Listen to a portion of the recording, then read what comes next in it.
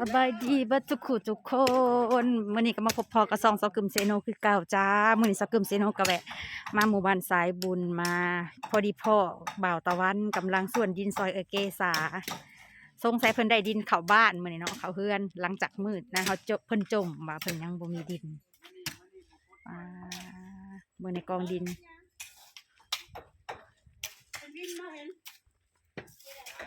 เบิ่งบ่าวตะวันป้าเพิ่นได้วงกบใหม่เด้อพี่น้องเตรียมสิก่อเฮือนได้เบิ่งทรงนี่เนาะป้าสู้ๆเด้ออาสาเอ้ยเป็นกำลังใจให้อันเดมีบ่าวตะวันกำลังซอยขุดซอยส่วนโอ้สุดยอดโดยเอาก่อนจนน่าสิไปส่วนซอยจัก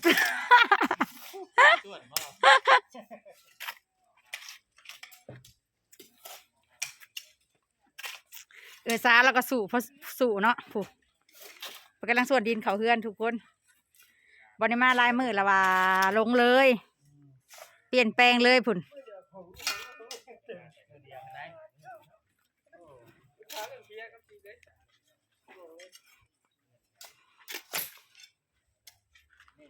ท่านสงการได้มันขึ้นท่านสงการบ่ตะวันเป็นการได้ทราบให้ท่านสงการเพิ่นว่า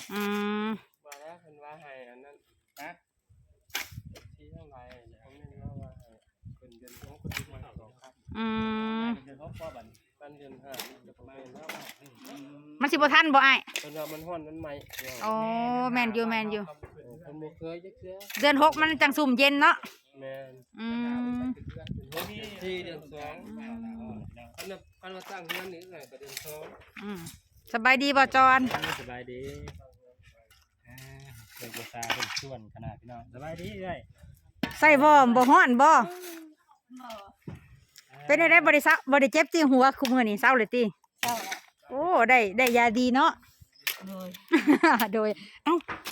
อันนี้คือกวงขึ้นกว่าเก่าบ่อาสาหัวนี่ซ้ำเก่าบ่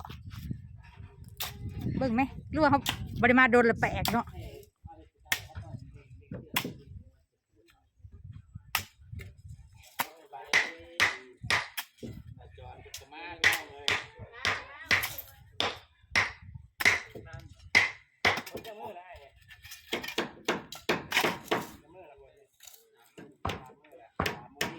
เขามาตั้งแต่มือผ่าธงเพิ่นบวชเนาะ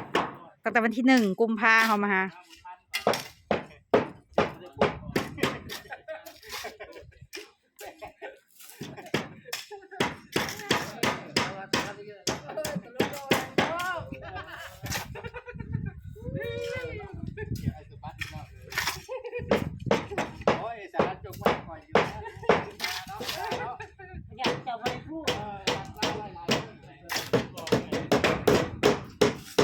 เมื่อวานนี่เบาลาวมาซอยส่วนคงไผสัจจังหวัดเป็นวินน่ะ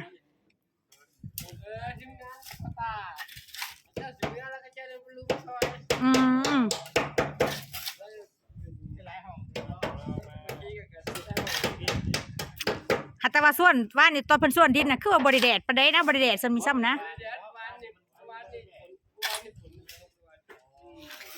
เมื่อวานนี่เซโนฝนตกแห้งได้อ้ายอยู่นี่บ่ได้ตกบ่ป้าอยู่ฝนแข่งกับเปียกได้อยู่เซโนน่ะคือว่าแล้วมันฟาโลเขาล่างรถเมื่อวานก็เลยตก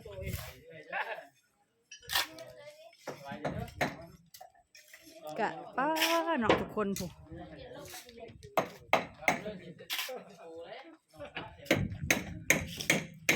บริมาลายมือต้นไม้ต้นต่อเพิ่นกาป่งขึ้นได้บัดนี้ใหญ่พร้อมผู้ผักบงใกล้สิได้กินเลยเด้อนี่เด้อผู้เบิ่งเป็นตาสะออนพี่น้องผักปลอดสารพิษ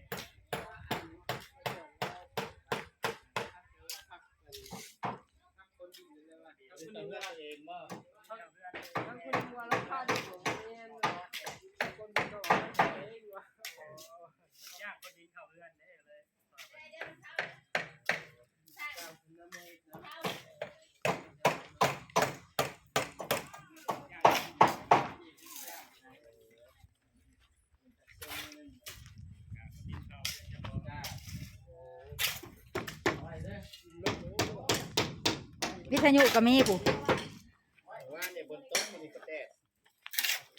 เมื่อนี่ฮ้อนเลยบ่ตะวันเอ้ยฮ้อนแห้งอันนี้พี่น้องเลย มื้อนี้สิประมาณ38 องศา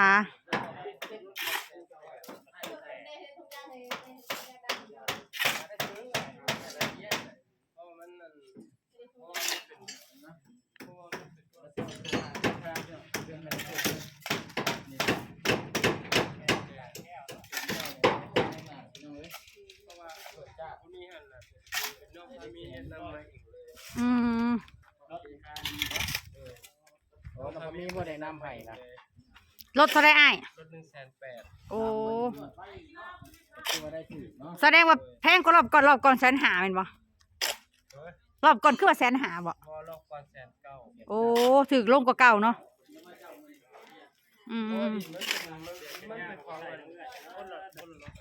งามอยู่ได้ดินนี่ คนละน้ำนี่นะลูกฝนกับทราย อืม มันแห้งครับจางแก้วบอกว่าให้ออกแต่รถ มันสิบ่เหนียวเนาะบ่ตะวันเนาะ แห้งครับไม่ได้สร้างฝนไปดีเด้อไอ้ตุ๊ก ชื่อว่าตะวันเว้ย มันชื่อว่า ชื่อว่าคนงานเลยใช้เบิ่งชื่อซ้ำนะ บ่ตะวันแล้วเพิ่นเป็นเพิ่นกาซอยคือซอยแห้งเฮ็ดบ่นี่ แต่คิดง่ายมันอยู่บ้านชายบุญเลยครับเมื่อวันวันนี้นะ บ่ได้มามื้อหนึงก็นอนบ่หลับบ่ตะวัน เออ รถมาส่งปูนให้เอื้อสาบ่นี่เขาจะส่งส่งเพื่อนแม่น้องโซกเนาะทุกคนยังเนาะเล็กกระพูนสิซอยสาวๆบ่จนจ่อยบ่จอนแล้วกะบ่จอนแล้วส่วนดินซอยให้เพิ่นบ่พรเนี่ยแล้วก็จนโหกกว่าจนบ่จื้อเราไปบ่จักรถ เอารถก่อน 7รถ ป้าเจ้าหั่นเด้ ทั้งเพื่อนเบาพรเป็น5รถเพื่อนพอเองกับ2รถ บ่พรจ้างเท่าไหร่คือว่า1,000บ่ป้าสุดยอดเลยบ่จอนเราเก่งอีพอยังว่า ค ป้า นกับคนในบ้านเนี่ย เบิ่งคนคือสิบ่ทรงเฮ็ดเวียกนักปานนั้นแบบป้าสุดยอดเลยแต่เองไปเบิ่งคลิปเพิ่นจะเพิ่นจนจ่อยจนโหบบ่แม่นี่เจ้าพ่อเป็นจังจงเป็นวินเนาะคือว่าแล้วน้ำหนักลงเฮ็ดเวียกหลาย กับพักผ่อนน้อยเนี่ยแบบนอนดึกเนี่ย อืม แบบไปหาอยู่หากินไปเยี่ยงกลับมากันดึก เจ้าฮะเยื้องอีกอ๋อเบิ่งคนเกาหลีขนาดคือว่าสิเยื้องบ่เป็นว่าตะวัน ไปหาเยื้องเด็กว่าซั่นน่ะ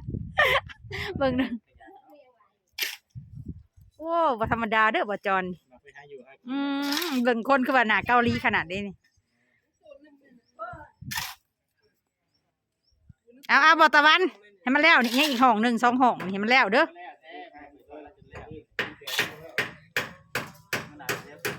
แล้วได้นี่แล้วได้นี่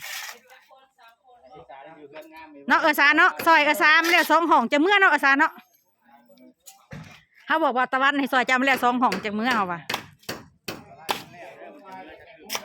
เจ้าแหละซอยมันแล้วคอยสิถ่าดอกคอยเป็นกำลังใจให้เจ้าบ่ต้องเมื่อยดอก ไอ้จานแล้วเป็นเพื่อนใหม่ขึ้นมูไว้ก็คือบ้านใหม่ป้าแล้วบนเลย ตอนนั้นคอยสิไปหาM100มาสู่เจ้ากินให้เจ้าซอยมันแล้ว2 ห้อง ได้เหรอจะโทรหา อาจจะ นั่น ติ น่ะ งเด้อ ฮะ อาจจะติง บ่ต้องโฆษณาขายเขาดอกมันดังอยู่แล้ว เอาอีกร้อยเลย ยังอีกห้องหนึ่งเนาะบ่ตะวันกะว่าแล้วอยู่บ่มื้อนี้บ่ตะวัน โอ้แล้ว จวดได้มื้อนี้มันแล้วได้ วาดถ้าบัดจอนเพิ่งจะมาจอยอีกแห้งหนึ่งแล้ว ร่วมด้วยช่วยกันบัดนี้ โดยลืมสบายดีพี่น้องเลยน้ำสักคืมแต่โดนทางลืมสบายดีช่วยพี่น้องเนาะ เป็นกำลังใจให้บ่าวตะวันอัน โอ้ย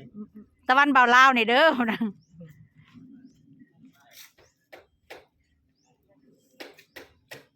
โอ้สุดยอดเลยเหมือนอากาศร้อนเลยทุกคนเอ้ย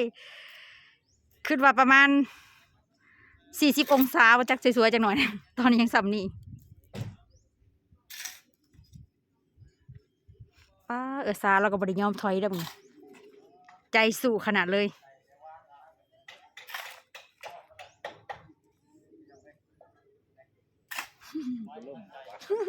เอาพักขึ้นไว้ก่อนในก่อนหนาป้าใจข้าเนี่ยพอแห้งเลย ไอ้บ่ ตัวมันใหญ่ๆเนี่ยตั้งกล้อง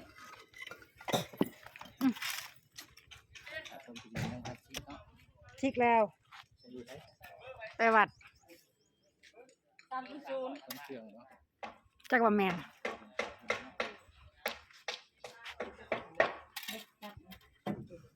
เขามาส่งดินบ่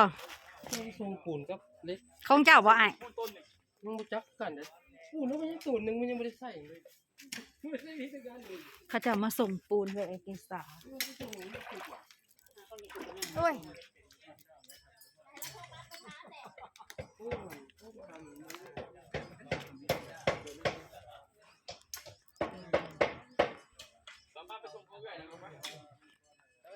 ก็สิประมาณนี้เนาะทุกคนเอกสารเราก็ได้ดินเขาเฮือนเราแล้วดีใจกับเรา